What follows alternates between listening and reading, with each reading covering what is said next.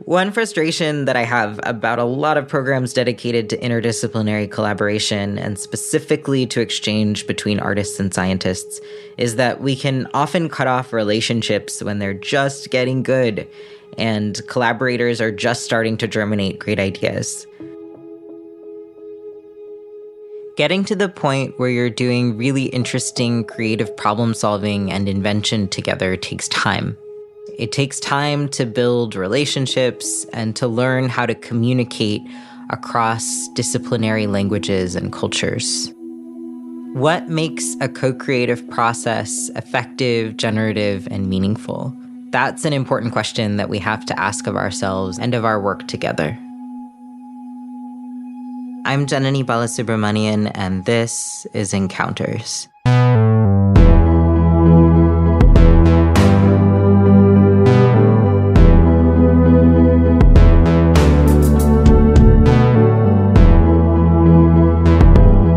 In today's episode, I'm sitting down with two faculty members. One is Natalie Gosnell, who's an associate professor of physics at Colorado College, whom I've worked with for over 6 years. We're at a really advanced stage of our collaboration and are actually writing a book together about artist-scientist collaboration.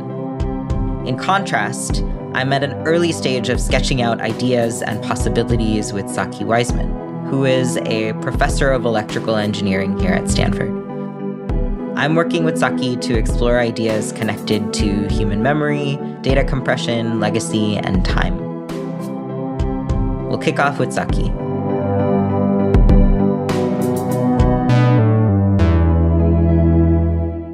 Thank you for spending some time with me today. I wanted to give you the opportunity to introduce yourself, a little bit about who you are and what you do here.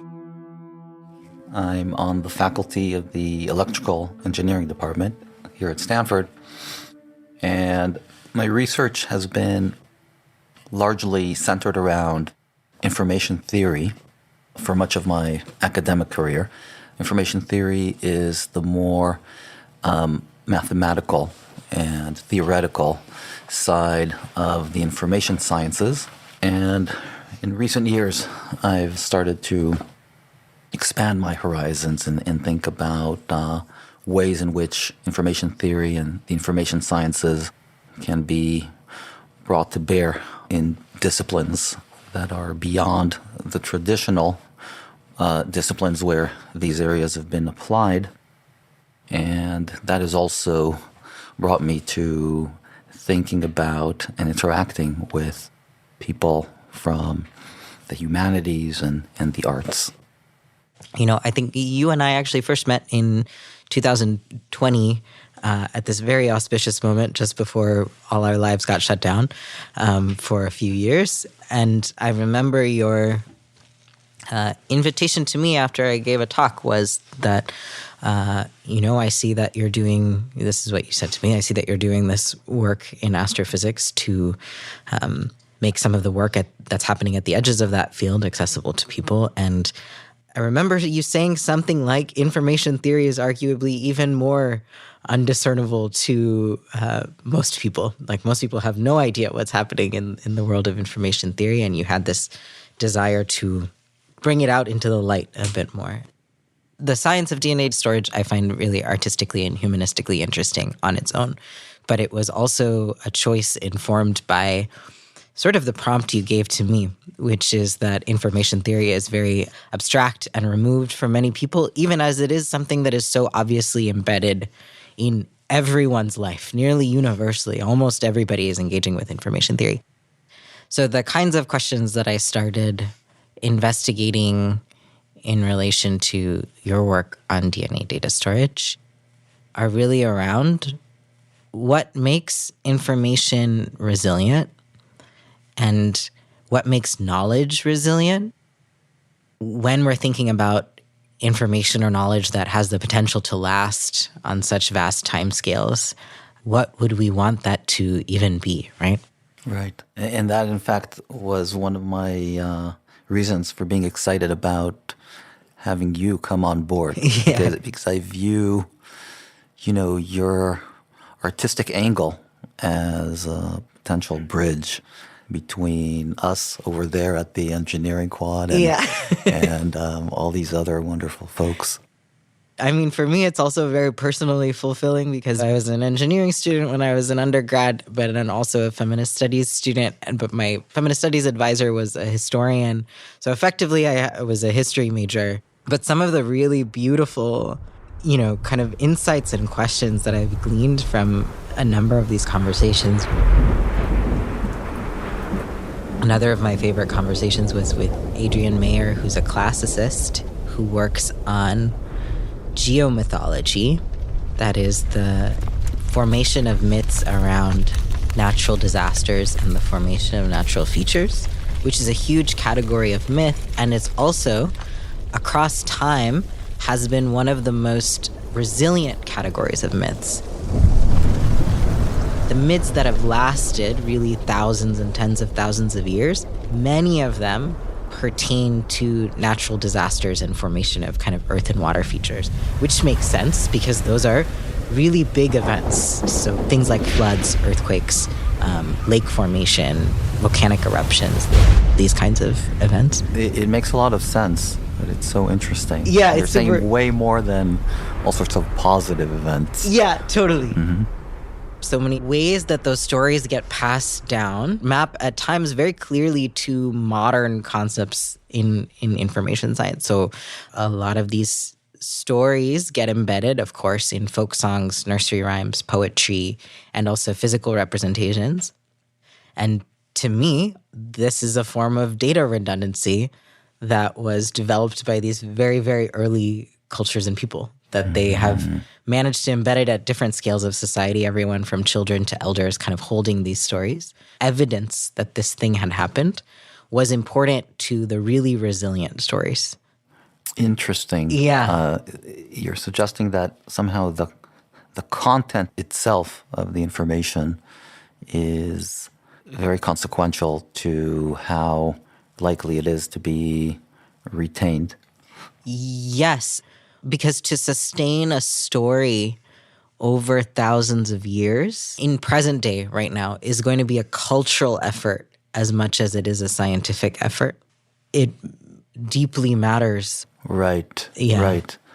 It is very natural and obvious that we've also evolved our ways of thinking and remembering to make space and retain space for those things that are significant and that we should hold on to.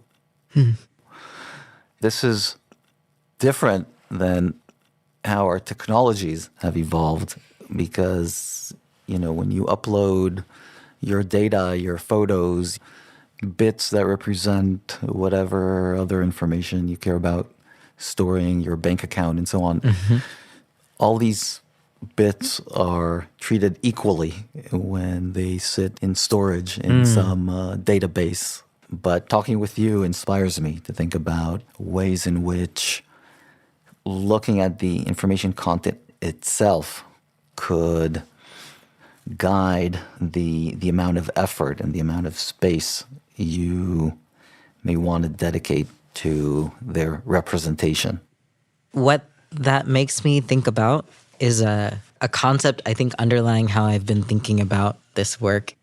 Emily Wilson, who's a prominent classicist, she talks about how literate traditions, we tend to consider repetition very cliche and kind of lowbrow. Like if you have a phrase that comes up again and again in culture, this is sort of like a low class or lowbrow way of communicating. But in oral tradition, repetition is essential to reinforcement of memory and to the resilience of whatever knowledge that you are trying to transmit, especially across generations. Interestingly, this has an analog in digital communication where, introducing repetition and redundancy is what allows you to combat errors and noise. And that is actually the function of it within oral tradition, too. I think this, to me, is a very ancient practice of finding meaning and representations in the world of the non-human that can then inform and help us make meaning in our own lives. It's among the most ancient of practices this is just how we might do it, maybe in a contemporary way.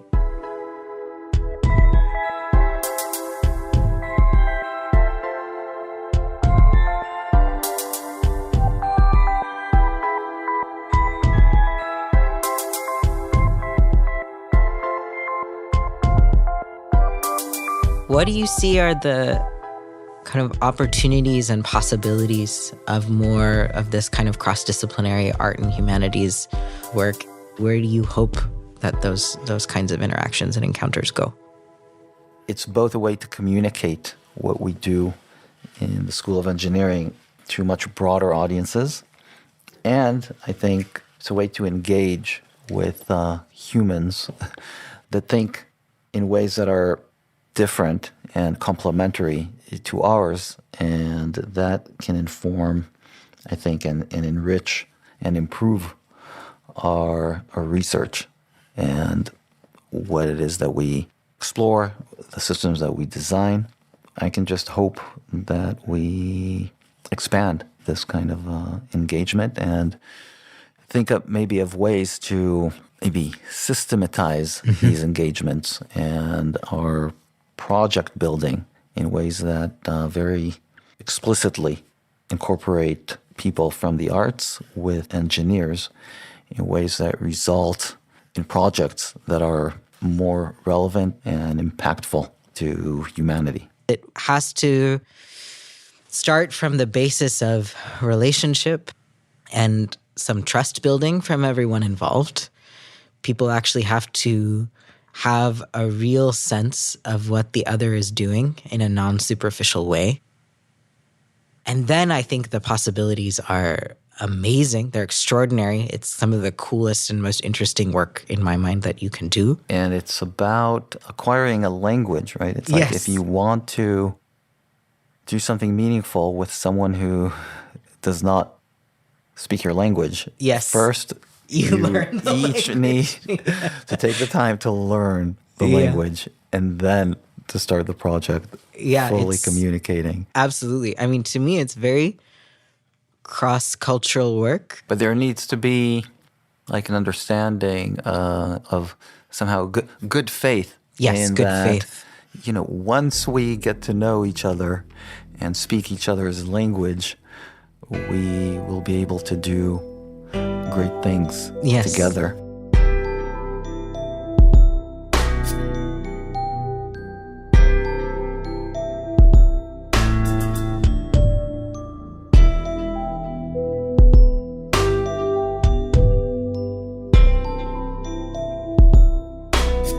Of all the people that I'm talking to on this podcast, we have worked together the longest, now over 6 years.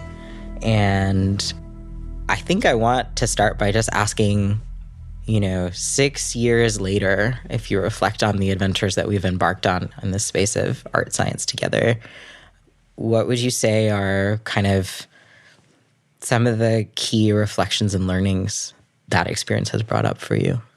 Wow. Just to start with the big question. Oh, yeah. For me personally, it's been that the world of art science exploration is the world that enables me to be my most authentic professional self.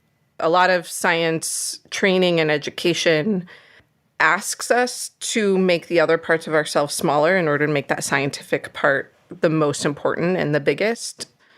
I have always found myself drawn to many different disciplines in the arts and the sciences, and it really wasn't until our collaboration that I was able to step back into that more fully realized version of myself and explore art science and creativity in science in a way that was exciting and inspiring and dramatically improved and impacted my teaching, which is what I spend most of my time doing.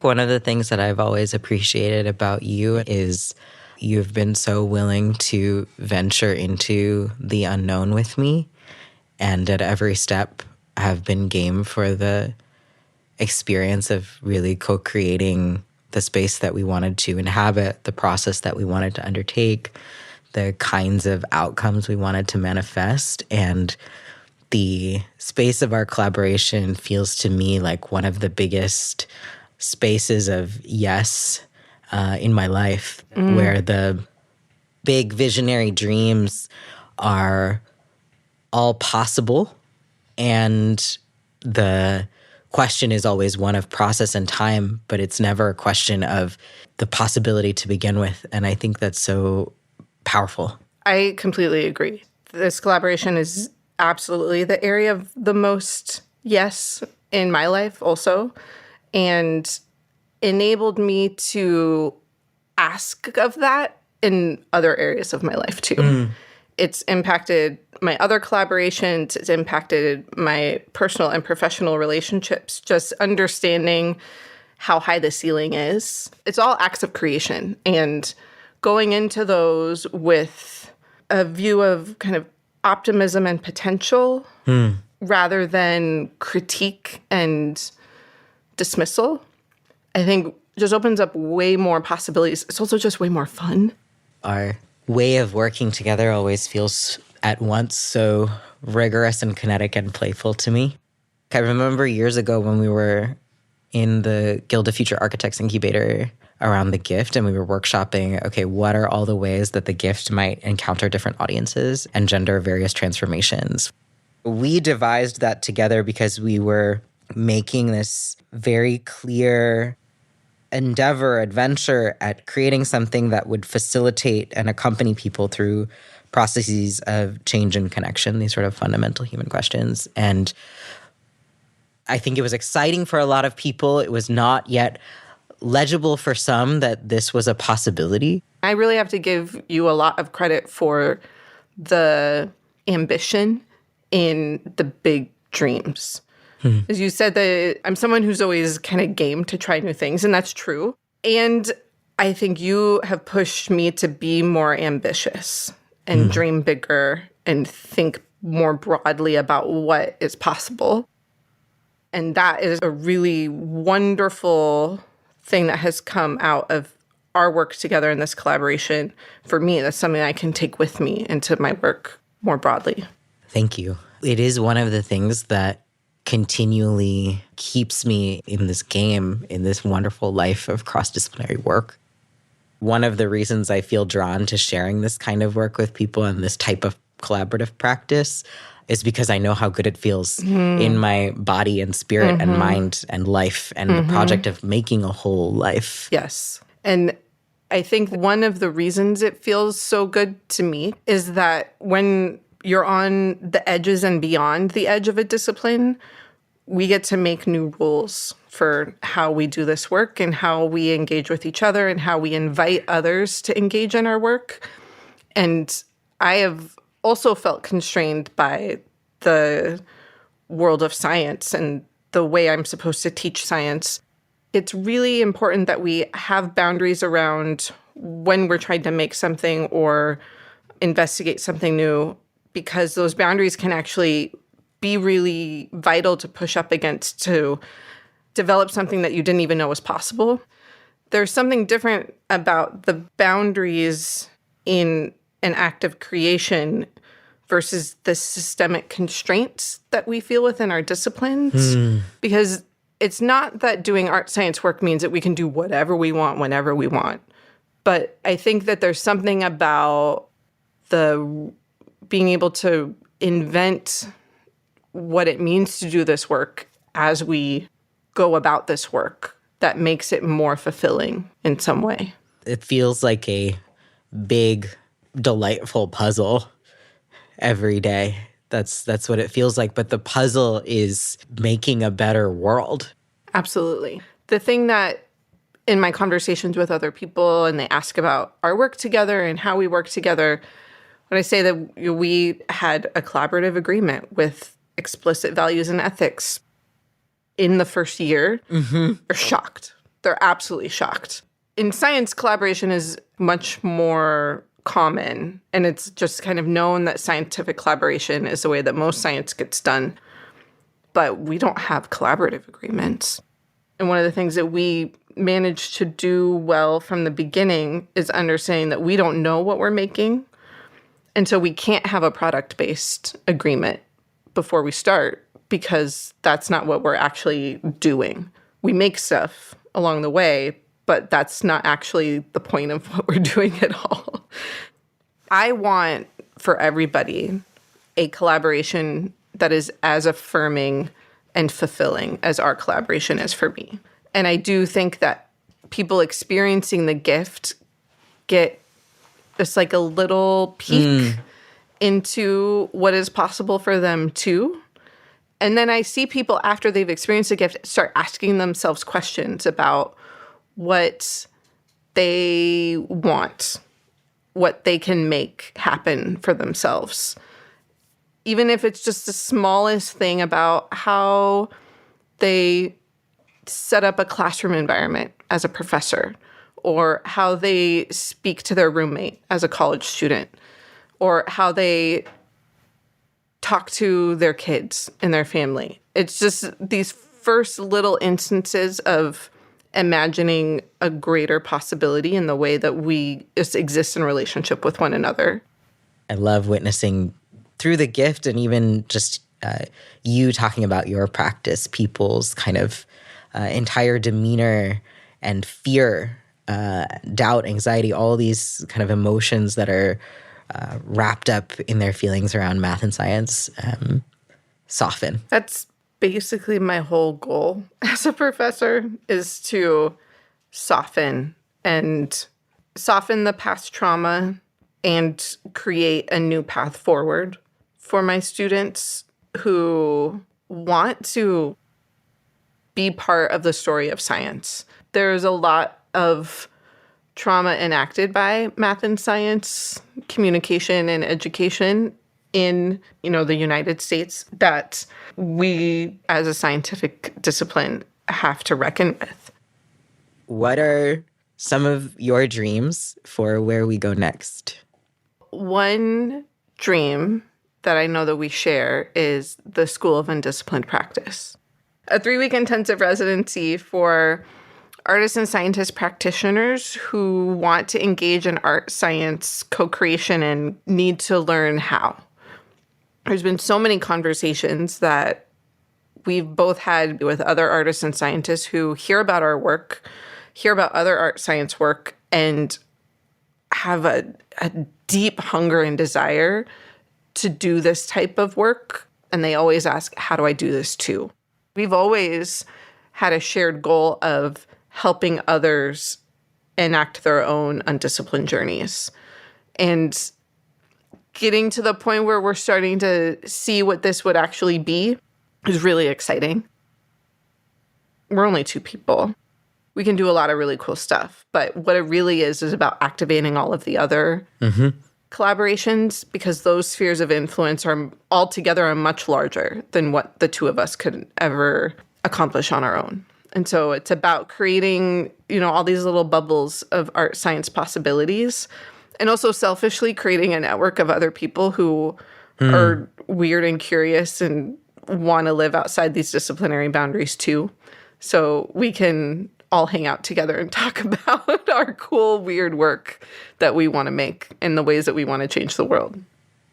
This whole residency has felt like massive act of creativity, of course, but also a huge act of restoration and repair for the kind of knowledge and creative and educational experience that I was so craving as an undergrad and was trying to construct. And I feel like as an adult, I'm able to give that back to that younger self. We can be that now.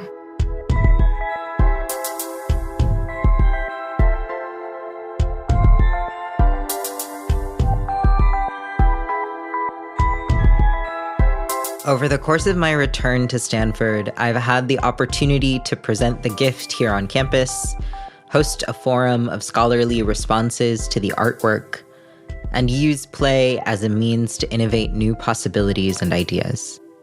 It also has me thinking about what the future of co-creation can look like, especially at the intersection of art and higher education.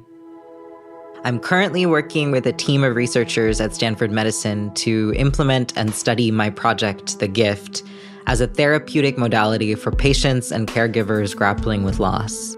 This exploration is uniquely possible because I'm an artist encountering a research university that in turn is connected to a world-class hospital system.